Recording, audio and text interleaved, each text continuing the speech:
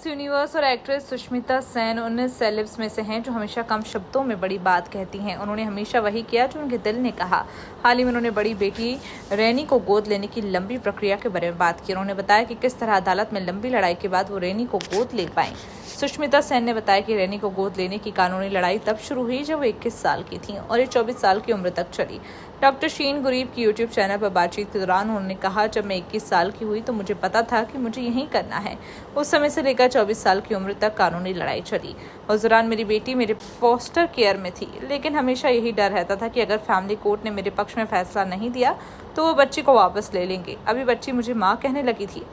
मैंने पहले से एक प्लान बना कर रखा था। मैंने अपने पापा से कहा था कि सुनवाई के दिन बस कार चालू रखना, अगर कुछ गलत हुआ तो आप रैनी को लेकर सीधे निकल जाना।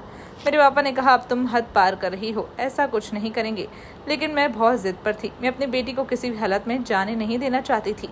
सुष्मिता सेन कहती हैं कि उन्हें उनके पापा पर गर्व है। आज उन्हें दोनों बच्चे उनके पापा की वजह से मिले हैं। वो कहती हैं, मुझे मेरे बच्चे मेरे पिता की वजह से मिले हैं। उस वक्त भारत में किसी महिला को तब तक बच्चा गोद लेने की परमिशन नहीं दी जाती थी जब तक कोई पिता या पिता समान व्यक्ति ना हो।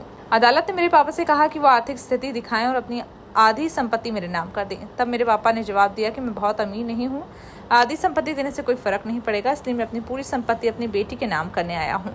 वो आगे बताती हैं कि अदालत ने उनके पापा को चेतावनी दी थी कि अगर बेटी सिंगल मदर बनी तो उन्हें कभी कोई पति नहीं मिलेगा। इस पर उनके पिता ने कहा कि उन्होंने अपनी बेटी को किसी की पत्नी बनने के लिए नहीं पाला है। सुष्मिता ने कहा कि रैनी को गोद लेने की लंबी प्रक्रिया बहुत ज्यादा कठिन थी।